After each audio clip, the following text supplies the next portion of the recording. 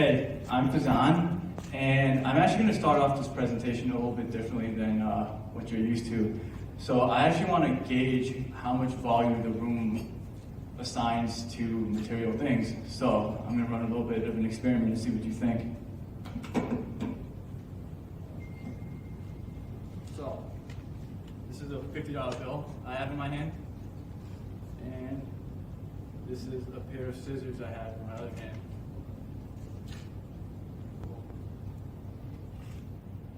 Oh. Only worth $25. Wow. So, okay, judging by the reaction and the looks on people's faces, it seems like you describe a fair bit of volume to material things. So I think, just by that, I think we should explore the minimalist lifestyle. So before we actually get into this lifestyle, I have to provide a definition. Who are minimalists? So a minimalist is a person who doesn't ascribe too much value to material things and doesn't seek to accumulate too many material things, and instead seeks joy and happiness through seeking experiences and investing into human relationships. And it's like this, right? Like 60 years from now, when I lose 98.6 degrees Fahrenheit of body heat, I want people to remember me for, not my stuff, because that's not what they're going to remember me for. They're going to hopefully remember me for being there for when they needed a shoulder to cry on, or for all the awesome adventures I had with my friends, or for being a good brother to my little sister. So how did I start on this journey? And if you want to be a minimalist, where do you start, right? We have all this stuff, just an accumulation of all this garbage. But for me, it was actually pretty easy. I just started getting rid of stuff, and more stuff, and even more stuff. And ironically, what I found underneath all this stuff is more than what I could have ever hoped for, which is I found more time, energy, and discipline to apply to the stuff that I really wanted to apply to. And so what is that stuff in particular? So the most important investment that I got out of the minimalist lifestyle is that I'm able to invest more time and energy into human relationships, which if that was just the only component that, the only benefit that I got from that component, it would have been worth it just as well, because you can't really place a value on human relationships. On top of that, I was able to better refine my leadership skills. What I hope to get out of this program at Holborn is to eventually be in a position where I can lead talented teams of technologists to produce work of the highest quality. And then finally, I was able to just become a better programmer as well. If you're like me, you haven't coded a single bit prior to attending Holborn, and questions?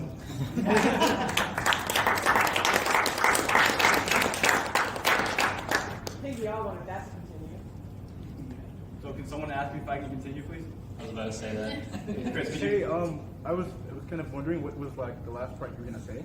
Yeah, okay. So I guess I want to end my presentation with. Thanks, Chris. Yeah, so I was talking to a philosopher friend of mine, and she's a really good philosopher. This was a few years ago, and this sort of got me on the track of learning more about minimalism. And she asked me a really profound question, which I'm now going to pose to you. Do you really own your stuff? Or does your stuff own you?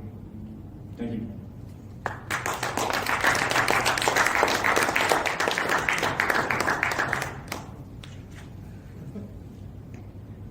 Chris. I had a two-part question. Was that like a real $50 bill? Yeah. Do you still want it? Well, I was gonna donate to charity. Oh, I see. Okay, got it. Yeah. I know. Any other questions? But he's Well, it's a two-part question. Questions, guys. Let's stay focused. We're almost there. No more questions for Ron? Nadine? So, two questions.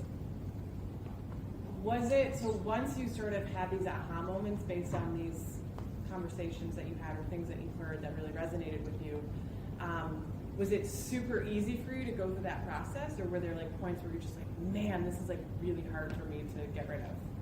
Right. I mean, it was super difficult actually. Yeah, initially it was very difficult because I just had this accumulation of stuff and like, where do I get started? And it's funny. I mean, accumulating things is actually a symptom of something deeper, and it's symptomatic of actually assigning way too much value to material things. But once I like acknowledged that, things just became a little bit easier. It took me a while, but it's like once you get rid of one thing, and then 10 things, and 20 things, and then it just becomes easier. That it just snowballs, and eventually it's nothing for me anymore. Yep. Yeah. And then, was there like a system that you used to go through the process? Was there a specific approach you had, or did you set yourself a timeline? Like, how did you do it? So I did have a specific approach. I started getting rid of clothes first because that was the easiest for me. So, you know, I'm a software engineer, and I've had the opportunity to meet like hundreds of software engineers over the past few months. And getting rid of clothes was pretty easy because the dress code for software engineering seems to be, just don't come to work naked. And so, like, getting rid of all that stuff wasn't too bad. So, yeah, that's right. 3 points of positive feedback for Bazan. Andrew. Good topic, put yourself out there as personable. Awesome way to start it. I thought that was really cool to bring everyone's attention and do your topic right away. Most expensive presentation so far. You've got a minimalist presentation. Glad you noticed that. Black on white, yeah. Yeah. 3 points of constructive criticism. Constructive feedback. Feedback. Brandon. Yeah, I would just say your body position. Spent a lot of time kind of sideways and looking at the slides, and you knew the topic, you knew the information, so I just like focus on the crowd more. Was that your thinking posture / maybe were you a little bit uncomfortable because it also is a very vulnerable personal topic, or what do you attribute that to, you think? Yeah, I dude, noticed it as well. You just did it again.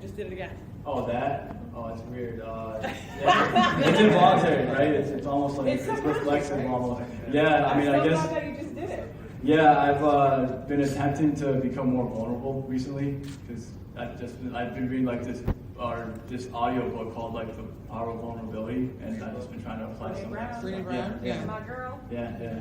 So I'm just trying to apply some of those things here. It's kind of rocky, but I think I'll get better at it. Yeah. So just FYI, right? Because it does seem that you're just like, oh my God, I'm out there all the way. If I look this way, nobody sees me. Yeah. Right? So that might be a subconscious tool you're using.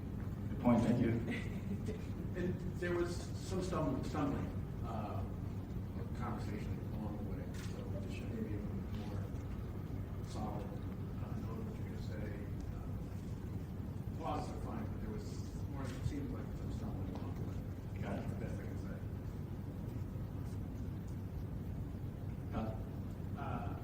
You asked who is a minimalist, but your slide says what is it? Yeah. Because you said minimalist lifestyle. And then what is it made sense, but Oh yeah. Okay. Cool. And like the topic made sense. Just your leading like phrase for going to this slide didn't match this. That's all. Cool, man. good catch. Sure. All right. Thank you, Bazan.